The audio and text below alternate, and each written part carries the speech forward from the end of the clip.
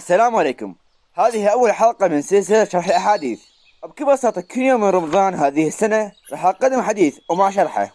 بالنسبة للشرح فهو مكتوب بالفصحى، لكنني راح أشرحها شوية باللهجة العامية، أو يعني بكلمات أبسط حتى توصل إليكم الفكرة وتفهمون الحديث. إلى نبدأ.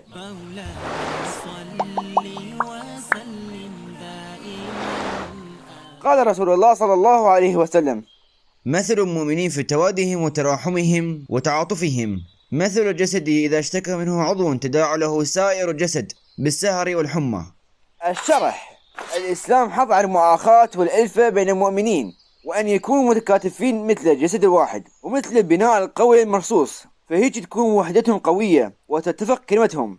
فرسول الله صلى الله عليه وسلم أرشد الأمة في هذا الحديث إلى أن ينشئ فيهم التراحم والحب والعاطفة.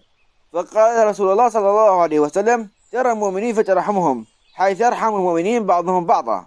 وتودهم المقصود هو تواصلهم الذي يجلب المحبة كالتزاور والتهادي.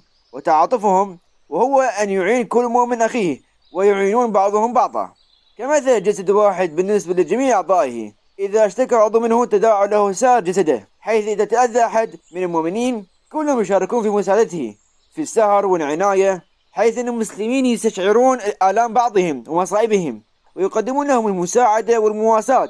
فهذا تنبيه للمسلمين بأن يكونوا كذلك في جميع شؤونهم،